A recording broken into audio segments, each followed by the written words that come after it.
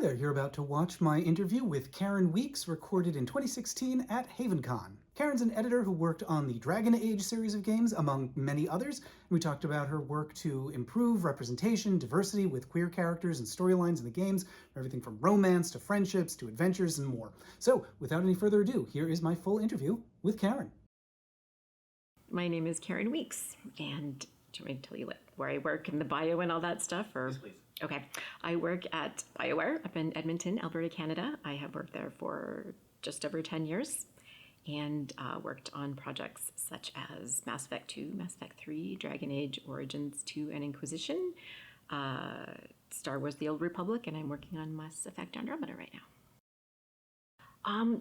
Well, it's being a working mom. I have two sons. They're 8 and 11, and having a fairly demanding job. And my sort of thing I do to keep my heart happy is singing. I'm involved in two choirs. One's up in Edmonton, one's a queer choir, and one's a choir that does swing and jazz music. And that's kind of the thing I do to keep myself sane. So with all of that, I don't actually have time to play the games that I make. So I like playing multiplayer of all kinds, Mass Effect and the Dragon Age multiplayers. And it's kind of a social thing. Like I'll get on with my friends and we'll all get a glass of wine and just, play multiplayer. And so it's a neat social thing to, be playing with someone in New York and someone in Ohio and someone in California and just get to play with them. What have I played recently? I'm actually really looking forward to the new Mirror's Edge. So I have a beta code for that. So I'm getting ready to get into that. It's probably the most recent one. Well, I'm kind of old. So the first game I ever played was the green pixelated Oregon Trail on my parents' Apple IIc. That old. I played Gauntlet, was in my freshman university dorm, and so I was the blue Valkyrie who needed food badly all the time.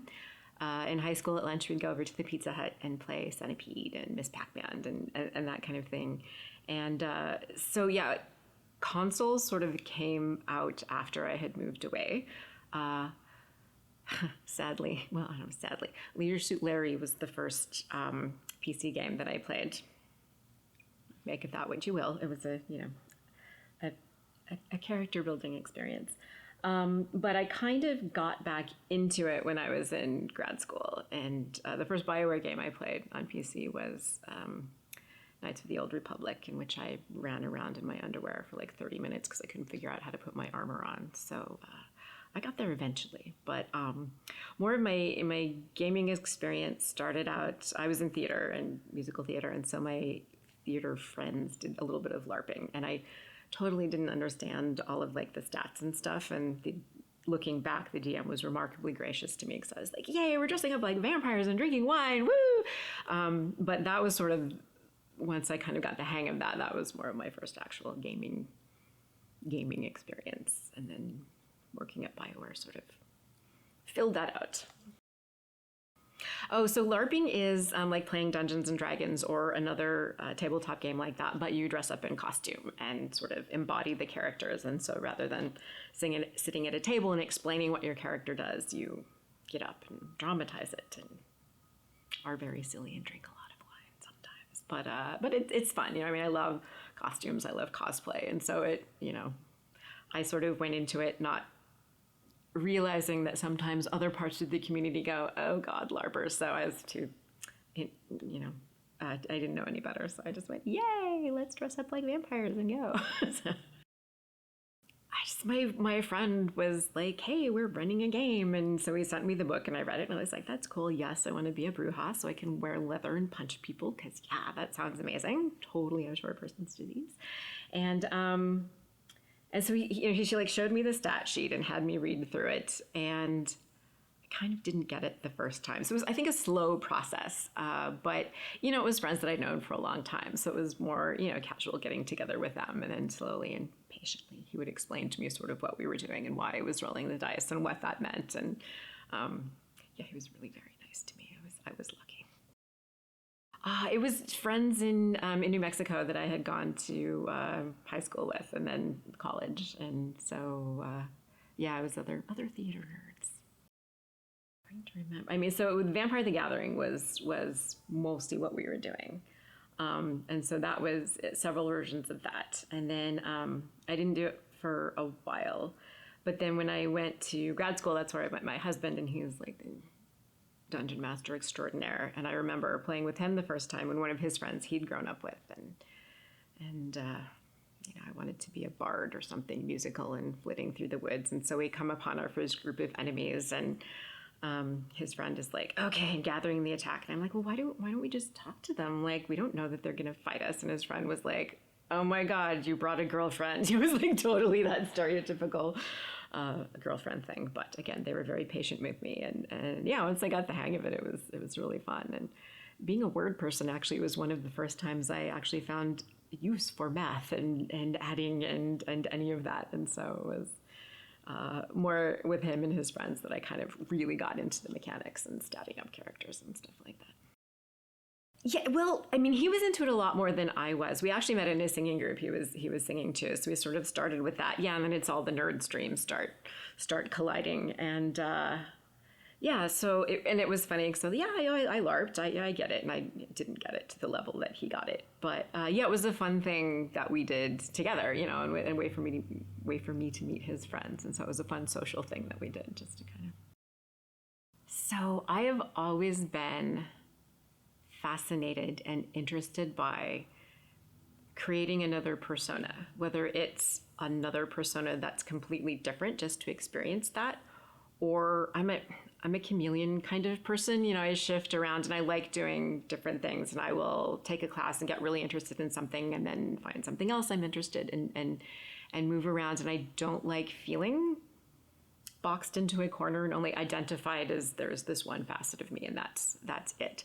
And so I think that's one of the things that appealed to me about theater, was getting to physically sort of transform yourself into something else. And so I really liked that about LARPing, and like wearing leather and boots and stuff, and stuff you wouldn't wear in real life. But it was really just fun and kind of liberating to maybe there is a little facet of me that likes that, and I can do it in this comfortable setting and just be accepted, and it's not weird, and it was just it's fun. So now I like cosplay, and I'm a dedicated fan of RuPaul's Drag Race since season 1. So and that's the same kind of thing. Like, I just love seeing not alternate personalities, but the other parts of themselves that people can create and have it be dramatic and fun and artistic. And I dig that. It's really fun. It's neat to see. Oh my gosh. Well, so from very early on, my mom is of Swedish and Nordic background, and my dad is Southern Cheyenne. So I obviously look a lot more like my mom, but we grew up knowing a lot of that. I was born in Muskogee, Oklahoma, where my dad's tribe is from, and so there was always that kind of foot in both worlds, belonging to two places, but not belonging to either place in a way. And so that was, part of growing up and just sort of figuring out what that was. And I liked music in high school. I was a band geek. I was the only person in my high school that did both band and theater. So I was like a double nerd that way. I think especially when you're a teenager, there's a pretty narrow set of things that are identified as cool and okay. And I sometimes tried to be those. I tried to chameleon enough to fit in with that, but that wasn't always what made me happy, and doing theater stuff and being a little crazy and being a little out there. I enjoyed that. I enjoyed being with people. Those groups of people were kind of people that didn't fit in other places, and it was really comfortable to be with other folks who, for whatever reason, were, not always super outcasts, but didn't quite fit in, and it was neat to fit in with the people who didn't fit in, if that makes sense. Well, it was funny, like, for all my nerdy inclinations, my parents love football, and I grew up loving football, watching football, and people in my high school didn't really, like, the people in the band always didn't like playing at the football games. But I enjoyed that. Yet at the same time, if I ever tried to like hang out with the jocks and the cheerleaders and stuff, I definitely wasn't one of them. So, it's like I enjoyed that activity, but the expected personalities around that that wasn't really who I was. So I was sort of on the periphery of that. High school was painfully long ago, so I'm trying to remember all of them. And our like the marching band was really big. There were like 200 people or something in it, and so it was a neat group of people. Like that sort of was a facet. But then we'd have English together and talk about Shakespeare and whatever. I also grew up. Our high school was in this city in Albuquerque, but I grew up in a more rural area outside the city. So there's always that sort of country girl, city girl thing a little bit, and I was kind of a tomboy. I liked riding horses and playing in the dirt and things like that. So I always felt like I could dress up and put on makeup and be pretty if I was being a character, but I have a harder time doing that for me. Like, I don't feel like a girly girl, and putting on makeup to try and be me as opposed to try and make a character feels kind of weird sometimes. So, yeah, I guess whatever normal, popular, pretty girl is, I never felt like I fit in with that. So, who am I really? Still working on that one, to be honest. It's weird because I'm 46 now, and I'm probably starting whatever midlife crisis thing there is. But I'm kind of just getting comfortable with the fact that maybe there's not a thing, and maybe my thing is doing a bunch of things. And I think that's why I really like what I do for a living. People will ask me how I got into video games, and people who are pursuing degrees in video games and really going after that as a career. And that just wasn't a thing when I was in school. There weren't video game design programs. And so I always feel like a little bit of a faker, kind of, because I didn't set out to do this, but here I am. And yet at the same time, I am here and doing it, and I really like it, and I really enjoy it. And I ended up getting this job kind of because of a collection of all the weird, diverse things that I did. And so if I had only ever done one thing, I probably wouldn't be here doing what I'm doing now. So it's, you grow and you learn and you fail a lot. But I'm getting better with, maybe there's not the one thing I am meant to be. And all those little things get me to where I am now. And there may be something else after that, but I'm, I like what I do now. So yeah, that's like the word that's best, that fits probably about half of what we do. So on any given BioWare game, there'll be 7 or 8 writers that are writing all the dialogues. They're obviously very dialogue heavy. So the first sort of pass that we'll do at the dialogue files is what you would think of as someone editing a novel or a short story, going through and looking at the characters and the voice. And, as the editors, we see most of the dialogue. So one thing we can do is help to make sure, like, for example, the Mass Effect stories, Commander Shepard's voice sounds like Commander Shepard the whole way through. And because, Ryder will write Grunt, and he ends up sounding a little bit like Grunt, and like Jack, he sounds a little bit like Jack. So, trying to ensure the consistency of that voice. But then after that, there's a whole technical side of what we do, and the dialogue files, the rest of the game, at least the narrative parts of the game, are built around those dialogue files. So there's a lot of conditionals to check and flags to double check and make sure the voiceover team and the localization team when they send the lines out to their teams to be recorded and translated, that comes directly from the files. So we make sure that they get everything they're supposed to get, but not things they're not supposed to get, because it gets expensive if you're retranslating things. And so there is a very technical part of it. And we're kind of we can be a liaison between those teams, telling VO, okay, these sets of missions are done, so you can start, if it helps you to schedule actors who are in these missions and hear localization, you'll have this many words ready to go by this date, and passing then the dates that those teams are trying to do things back to the writers. But then we also do, some organization will work on wikis or Confluence pages that store all the IP. And when you're 3 games in, you have a lot of IP. So trying to remember, who is that guy that we killed in Mass Effect 1? Or, trying to remember those things. And then we will also do just like general editing. We have sort of a help ticket system. And if somebody's making a presentation or, whatever, we'll just do straight up editing. And then we also work with our business development teams. So if there's a novel or a game or a Mass Effect ride that's being created somewhere, we'll help just kind of provide IP support for if they have questions about how do you spell that, how do you pronounce this. We'll kind of work with those folks. So it's perhaps unsurprisingly, it is a very multifaceted role, and I do enjoy that about it. That I get to talk to a lot of different people and work with a lot of different folks. Yeah, and it's neat. It's challenging to keep organized sometimes, but yeah. And then we're also centralized. Most of the studio works in game teams, but we sort of move from team to team. And I'm down here in Austin right now talking with the folks at BioWare Austin because I'm working with them. And so yeah, we're kind of all over the place, and it's fun. I love getting to sort of have a hand in all the different things that we do. Oh, absolutely, yeah. And so the editors will.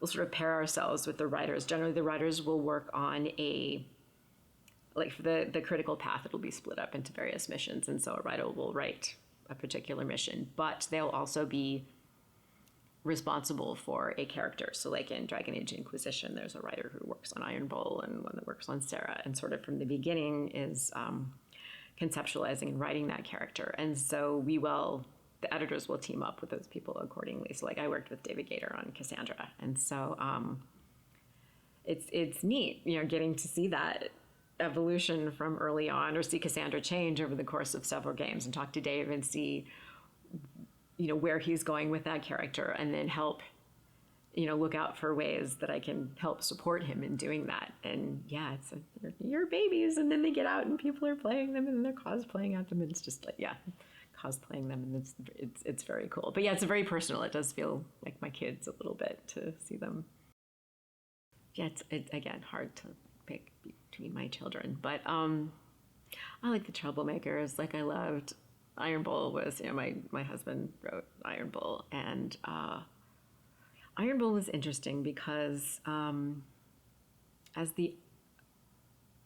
gaming spreads and becomes more everyday part of different communities. There are those of us there now who are older and have kids, are in a different stage of our relationships rather than me meeting someone, falling in love, and so I think for their sort of group of us, and Iron Bull kind of spoke to that, something different, something new, something that wasn't just boy meets girl or boy meets boy and girl meets girl, but that the culmination scene wasn't the end, and just to sort of look at that a little bit differently, I found really fun and really, really interesting. The Iron Bull, yeah. So Iron Bull is a companion in Dragon Age Inquisition. He's a big, giant canary with big, giant horns, and he is pansexual. He loves everyone, and is kind of a top. He's not, how do I say this? It's there's a power play control part of your relationship with him that is kind of different than some of the other characters that we've done. And Freddie Prinze Jr. did his voice and did just the best job. He's amazing. So so you can ride the bull, and it can be really fun if that's where you like to be. Yeah, and the top isn't really the top, it's really the bottom who's in control. And yeah, and it was interesting. I mean, we had to have meetings about that, and like how to express that. I mean, because if we're gonna include, we try to be inclusive, but we want to be appropriately inclusive, and sometimes, across the board, write about things that maybe aren't exactly how we are, but to work with enough people from that community to be as respectful as we possibly can. And yeah, there were some very interesting discussions about all that, and a lot of, hey, does this work? Okay, no, not quite. Let's try it again. And So I'll be interested in what you think after you're all done with everything. So far, so good. Like, Good. I'm really delighted. I have to say, honestly, the thing with the clipboard and them walking in is like my favorite thing ever. I still, right? Yes, that's my, oh my gosh. And like, I knew it, I read it, all the things, and then just actually seeing it in the game, I still was just like, oh my God. It's perfect. I'm Twitch streaming at my playthrough. Oh, very cool. And so everyone is cheering when I'm approaching that scene. So like, we're going to see it, we're about to see it. Yes. Yeah. So fun. Oh, good. Oh, I'll go back and look that up. That sounds great. It's an interesting situation because there's very definitely a resource availability. We only have so much money. We only have so much capacity for what we can do. And there is some truth to, the more of those relationships we have, the exponentially more complex it gets to do them. And so as much as we would love to have everyone be able to romance everyone, just to get all that to work and then fit on the disc is hard. So it is a matter of prioritization. And we have great meetings that result in who's doing who charts, in terms of, but, we will look at it and try and make sure from an inclusivity perspective that there is, there are options for whatever style of romance and relationship you're interested in. And it's not going to be perfect and we can't do everything we want to do, but it's, it's a matter of looking at what we are able to do and then trying to allocate that appropriately. And that's many teams, the writing team and the art teams, and the people who have to create the character designs, and the motion capture people who have to make those scenes work. And like Iron Bull particularly was tricky because the Canary rigs are bigger than all of the other races in the game. And Iron Bull is even bigger than a regular Canary. So John Epler, the cinematics designer who worked on those scenes, to have Iron Bull be truly pan and be able to romance a dwarf, they're just within the game. Where does the camera point? And so there are like technical challenges to making that work. And so it's wanting to do that, but yet also planning and allocating the resources so we have time to do that and do that well. So it's a lot of discussion and a balancing act, and it's rarely perfect, do we feel like, yes, we did it exactly how it should be. But every game we try and do something better, maybe push the envelope a little farther, include more people, learn from what we did on one game to expand and try and make it better the next time. But yeah, there's not a concrete answer. It's a balancing act, but with the overall mandate, we want to be inclusive. It's important to us. It's as a studio and a company, it's important for us to be as inclusive and as respectful as possible. So that's a really good question. I like working at BioWare because that's how we do. I don't know why exactly. That's and since I've been there, that's always just it's been a priority. That just the people who created the company, that was important. Yeah, I don't know why it started that way. I don't know that I can give you an answer, but I'm really glad that that's how it is. And I'm glad that's a thing we can look at and go back to, and a value we have to say, yes, this is a thing. Yeah, we're going to spend these resources to do this rather than something else because that's a value. We're going to spend the resources on you being able to create your own character and really have them look however you want them to look and have the voice that you want them to have. And I think generally in the world of role playing, that's the whole point of role playing, right? And what I love about role playing games, ours and others, is that you can use it to either express who you are and maybe see exactly who you are in a game. My dad doesn't game at all, but we helped him make a commander shepherd that looks like him, and he loved it. He'd never seen it. He's native, and so he doesn't see that much, and he was just tickled to be able to make someone who looked like him that was the star of this video game. And that's important, but I think it's equally as important to be able to create a character like that who's completely removed from how you are and to use it to try on another person. To be in a relationship with someone that's the gender that you as a person don't, just to get a sense of a tiny in-game, but just a little bit of a hint of what that's like. And that, small though it may be, it can be a perspective change and make you kind of stop and think. At least it is for me, and I've talked to other people for whom it is. And so that's important, I think, in this day and age, to be, particularly now, and on Twitter, it's so easy to be surrounded by the people who think the same way that you do. I'm as guilty of that as anyone. And so I think it is important to just be able to safely take a step into another perspective and really try and look at something differently and maybe stop yourself, or, just make you think about stuff a little bit more than you might otherwise. Oh my gosh, I think I actually think it was Patrick's idea. Because we sort of joke that, when you're trying to explain what you do for a living to your family, you tell your grandparents you work with computers, you tell your parents you work with video games, and then you make video games, and then you kind of get through you're corrupting the children of the world kind of thing. And then your cousins and everyone down from them think it's really cool. And so it wasn't something my parents grew up with. My dad grew up in rural Oklahoma. He didn't even have a TV until they were older. And so it was, and he's very artistic. And so we thought, well, let's just show him.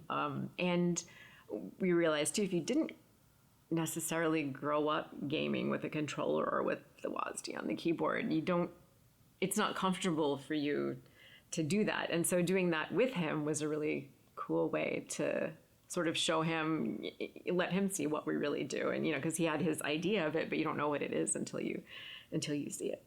Excuse me. And so, yeah, it was my husband's idea to say, well, let him, make a character and see what he looks like, and show him the palette and all the shades and the facial shapes and the hair and stuff. And it was, so I think as an artist particularly, that was something that was his good idea. No, we were there. It was when we were back for Christmas, and so we dragged one of our consoles down there, dragged our Xbox down there and loaded it up, and just helped him do it. And it was a fun thing to do with him too, to sort of sit there and be together and work on it together was really fun. Yeah, no, he thought it was cool. He liked, he's very good at, I don't know what that is, but let's give it a try. So he was into it, and he thought it was really cool. Yeah, it didn't take too much encouragement once we got everything set up and got him doing it. It was neat.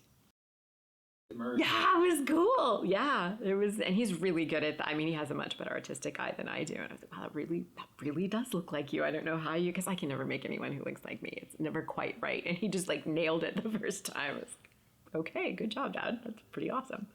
I just tried to make a face in Dark Souls the other day, and I'm like, oh boy, this is because all those, and you have so much control that you can really make a monster. You can make it horrible, or just hit that uncanny valley. It's so close, but not quite, and I never know what it is that makes it not quite right.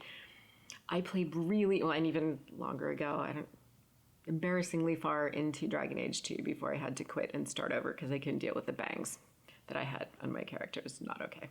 So I don't know. It was just not okay. I can't even just. It's one of those things. Once I noticed it, and I kept looking at it, and I wasn't listening to any of the dialogue, and I was just like, "Oh my god, this is so bad." Maybe it's because I look horrible with bangs. So I was like, "Yeah, I'll make a character with bangs." Like, no, they don't look good on her either. Bangs are just weird, but it was just not okay. I don't know what else to say other than it was not okay, and I was hyper focusing on how not okay it was. That was weird, but in a cool way. And that experience that we were talking about, putting yourself into this situation that is, you're waiting around in space talking to aliens, not something that any of us would ever really do, but it was really cool. It was kind of wild though, because I don't. In the same way that music is sort of a part of our family. I grew up singing with my parents, and we were in choruses together for a long time, and they taught me a lot about music. As much as I love working in games, that's not really something that they got. And so it was neat as kind of a bridge. I think for him, he could sort of see why we liked doing what we did. It wasn't like he didn't like it, but he just didn't get it. And to see him sort of get it was really neat for me. And it was cool to see my dad in a game too. It was kind of fun watching him in his shepherd armor walking around. It was really neat. Yeah, it really did. got it. And I think he got why that experience of physically making yourself and seeing yourself and then putting yourself into a situation, and how that makes it a bit more real in a way that you think about it more, and you invest more of yourself in it when it's someone who looks like you. And yeah, and I think he just sort of understood more the role-playing experience, what we and other people who make role-playing games try to do. And he liked it. He thought it was cool. So it was neat it's kind of an aha moment for everyone. And that's a cool way. I'm segue a little bit, but something I really love about how much easier it's getting to make games and to see smaller studios and indies and people making what previously would have been considered niche games, because you can. It's not Home Alone. Is that movie? What is the name of that game? Never Alone? Oh, I think, is it Never Alone? The Inuit game that. It's something so close to that. And I never remember it because it's okay. I'll look it up in a second. But it's such a cool game. And being in Canada now, and I love playing that game. And I love the way they were able to incorporate. I mean, it's not the stuff I'm familiar with my family, but it's familiar enough that it's a whole different part of one of those facets that I don't usually get to see in games. And to see those two things come together is amazing. And the way that they wove in the stories from the elders and the language and the symbolism was just really neat to see. And all different kinds of that's just one way that's happening in games in different languages and tackling different subjects. And it's just so exciting to see that happening. It's amazing. I love seeing that.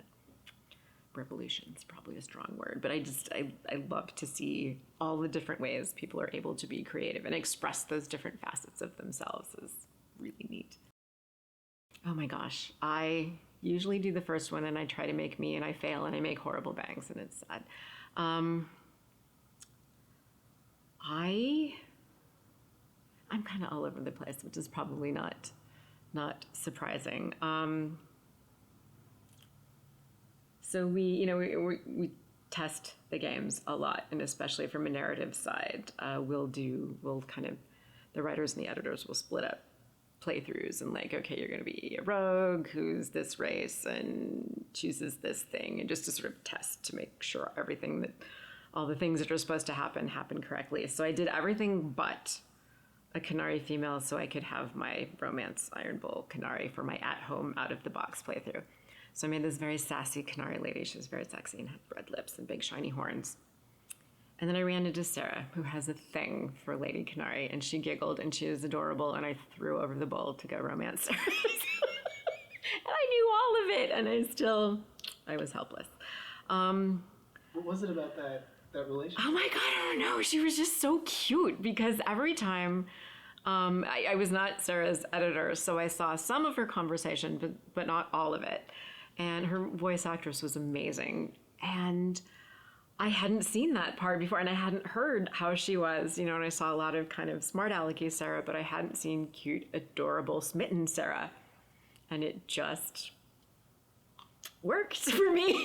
So away I went, and shamefully, I've never done my Iron Bowl playthrough, so I will eventually. But yeah, and it's just funny that even though I'm right in the middle of all of it, I can still get sucked away by a character thing, and just, all right, never mind. We'll go romance Sarah because she's adorable. So, and she was written by Luke Christensen, we call him Writer Zero. He's been there for 20 years. He's been there for a really long time. And so he has kind of done it all and seen it all and written all kinds of characters. And she was something new for him, and he really enjoyed writing her. And our VO director, the casting for her character was amazing. And we want to write characters that mean something and have an opinion and are people. And to that end, oftentimes they will be divisive. And Sarah was one of those you either lover or hater characters. But yeah, I found her fascinating. And I didn't love her at the beginning because I didn't know what she was talking about. And then Luke said, "Once you're not supposed to know what she's talking about." Like, how are we writing a character when you don't know what she's saying? But he made it work. And yeah, it was cool. And she evolved as we went through the process, because you'll hear, we write everything and then it'll get recorded, and then you'll start, as you're doing your playthroughs, we'll hear the voices in the game. There's a lot more giggling after Robin Addison's lines started getting back in, because the giggle snort was amazing. So I've rambled off what you actually asked me. I'm sorry. It was. I still I'm a little bit freaked out and sort of feel like I've betrayed Patrick a little bit, that I threw him over for Luke's character, but she was cute. So yeah, I get caught up in it even still. Even though I know how the sausage is made, they still, when they're on screen, they somehow become characters, and I interact with them as much as anyone does, so it's fun. I shouldn't be surprised that I'm surprised, but I am, and I play them for escapist fun as much as anyone does, at the end of a week and soccer practice and teacher conferences and working and things, and just to have fun and get away from it all is really cool. And to be in a space where I can just go with it, there's no, why shouldn't I go with Sarah? There's nothing bad's gonna happen, and just to, when you're trying to be grown up and be responsible, and then you have a situation where you can just say, yeah, let's just go for it and see what happens, is liberating. And it's really, it's fun. So it's either extreme, depending on how I'm feeling. Yeah, when I was in my 20s, I was more into the passion and the drama, which is great, and I still appreciate that to a point. And now it's either I like something with a little bit more, age is probably a little more experience, and you have a different perspective on the world. Or who's just completely the opposite, is like a Krogan with a giant hammer, and I could just run around and smash the shit out of things in a very therapeutic way. So it's the two extremes, depending on if I'm feeling introspective or just needing to therapeutically smash things with a giant axe. But,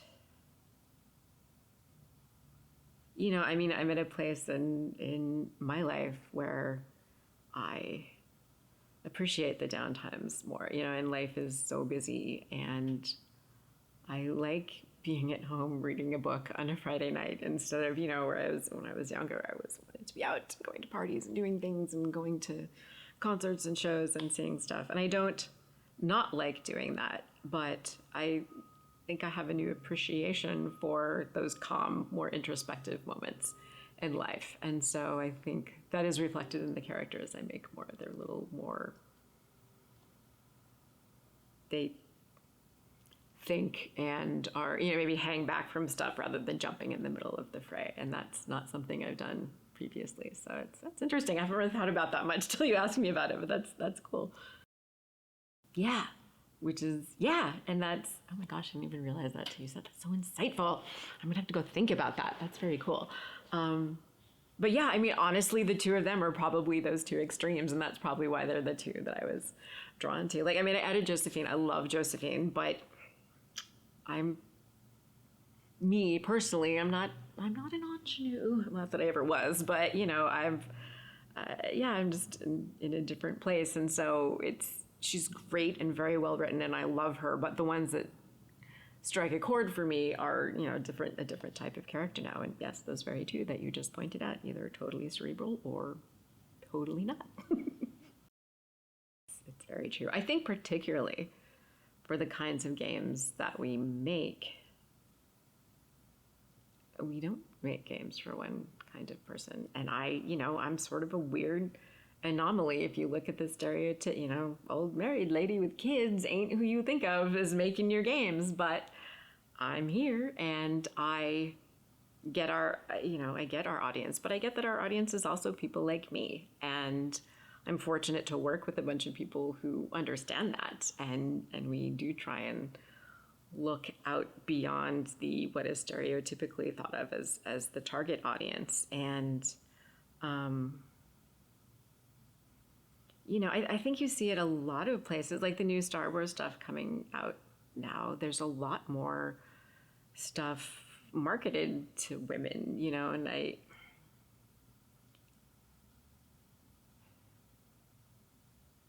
how something is made and how something is presented to the public are two different things sometimes. And the way people who sell things look at the world and their philosophies, it's very, very targeted, and boys buy these and girls buy these. I mean, the boy girl marketing thing, boys toys, girl toys, wasn't a thing when I was a kid, and I've seen it become really a thing, and now it's starting to kind of even back out, and I like that. And I think I've read some fascinating articles about how video games got to be where they were, and a lot of it was marketing. Like, as consoles started coming out, it wasn't like that at first, and then marketing people started looking at, okay, the majority of the people who buy these are guys, so we'll market to them.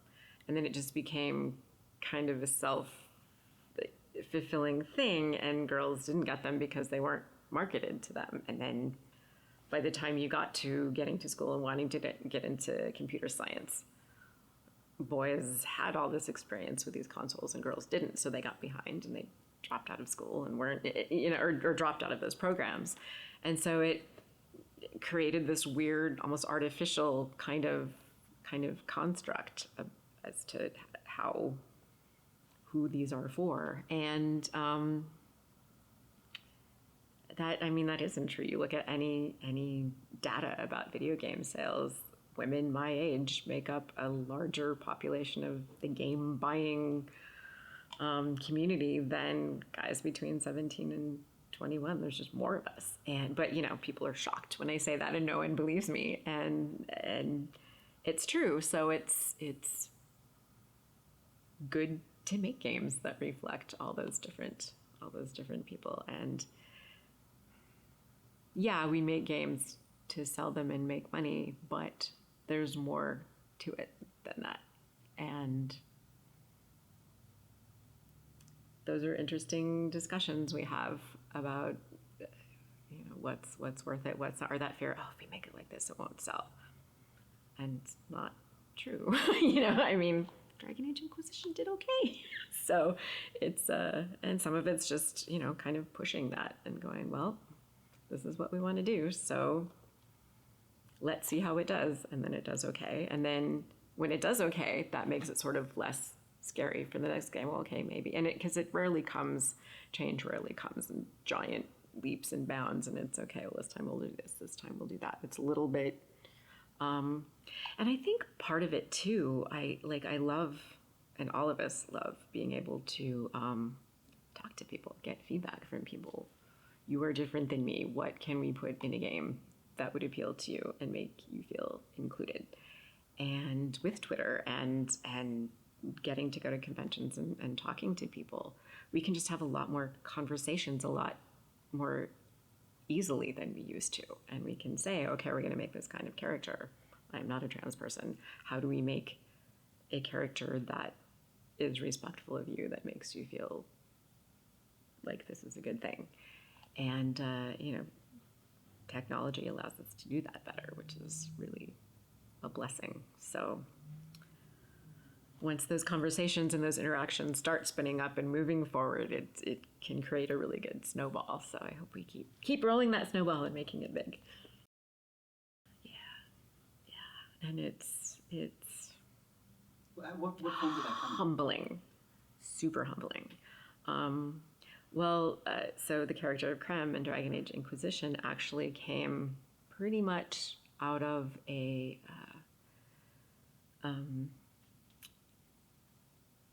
sort of a panel. It ended up being more of a discussion that we did at a BioWare base in PAX Prime, and it was specifically geared towards the LGBTQ community. And it was just, what do you want to see more of? What are we doing right? What are we doing wrong? And that opportunity for feedback. And so I was there, Patrick was there, a couple of staff, Jessica Marizan, Dusty Everman, who wrote Cortez in Mass Effect 3. And so we were just, you kind of wanted, it turned into a neat discussion. And trans gentleman got up to the microphone and said, "I would just love to see someone in a game like me who's not a monster."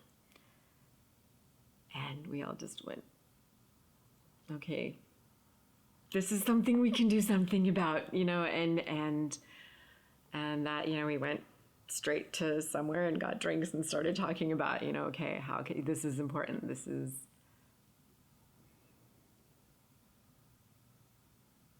needs to happen, and we are in a place where if we do it right, we could maybe make it happen. And it wasn't easy. There was a lot of discussion. There was a lot of frank discussion and some hits and some misses and a lot of trial and a lot of error and a lot of talking to people. But Patrick and I got to go to Dragon Con last year and met some people rocking some creme cosplay who just came up to us and gave us hugs. And I don't know, it's hard to put into words that it's humbling, and it still feels like it's not enough, that a moment like that is so profound for someone is wonderful, and also sad that it's rare and that it's something that stood up for them, and is wonderful to have happen and makes it really obvious we need to keep doing. So how could it not be important? I mean, it's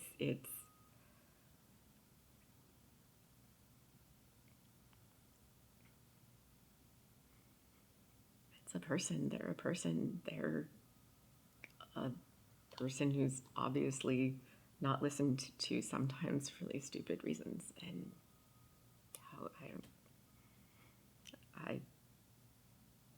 why wouldn't you help give that person a hug if you can't?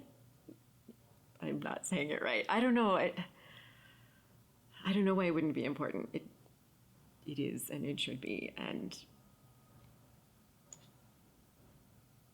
we're all people, and we're all worth it, and everyone has something to give. And if for whatever reason some people don't get the opportunity to shine, they should be given that. Well, and it's interesting too, as a game creator, to check that, because I have a style of playing and what I think is the good way to play a game. And so we have to call each other on. I tend to be more Paragon than Renegade. And it's like, oh my God, why would you do that to someone? That's so mean.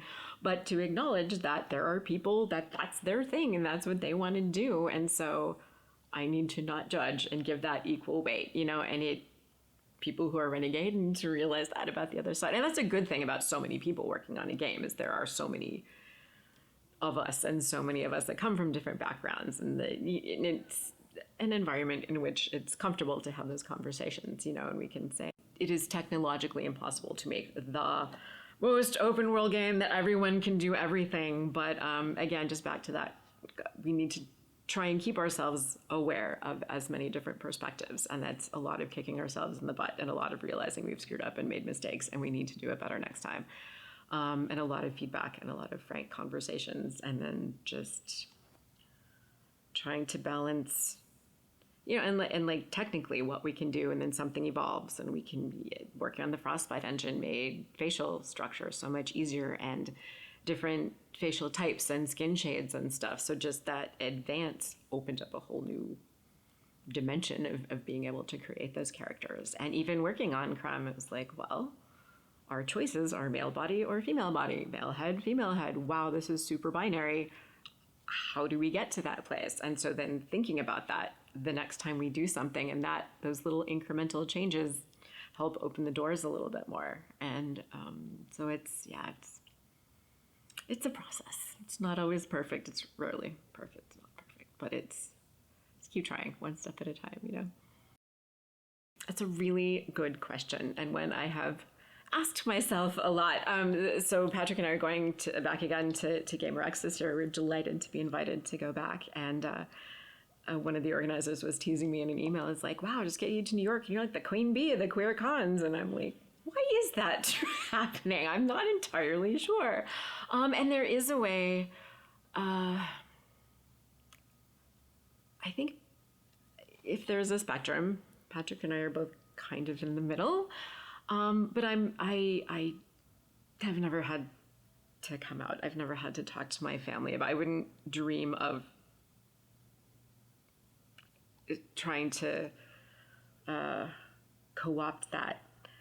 There's a way. I feel very comfortable in the queer choir. I can sing with other women and sing love songs with other women, and I like that. And it's as comfortable a place. And I've sung in a lot of groups, and I feel a part of that and included in a way that I never have anywhere else. So I don't know if there's an answer or a label or whatever, but it's welcoming in a place that I feel like I belong, that I never have before. So make of that what you will, but it's nice, and I feel very, very lucky to be very privileged to get to be a part of all of it. I haven't, maybe not specifically for sexual orientation, but I haven't always felt like I belonged. And I think it's back to that multifaceted, who am I, where do I really fit? And so when I find a place, even if I can't specifically articulate why I fit, selfishly, I feel really grateful to be there. So. I'm glad. And here too, I'm just, it's great. I just walk in the doors and everyone's just happy to be there and be who they are. And just that sort of joy and not having to worry about that permeating through a group just feels like such a relief for a few days. And I'm really honored to get to be involved in that. Yeah, I can shift back and forth. That's very true. I can dress up in costumes and be a nerd, and I can sing something, and I can find someone to dish with me about RuPaul and who got eliminated last week, because oh my God. And yeah, I can find someone who is the same kind of interested in all the weird things that I'm interested in. Not weird, all the different things that we're all interested in. And it's just a privilege and a joy to get to connect with people like that.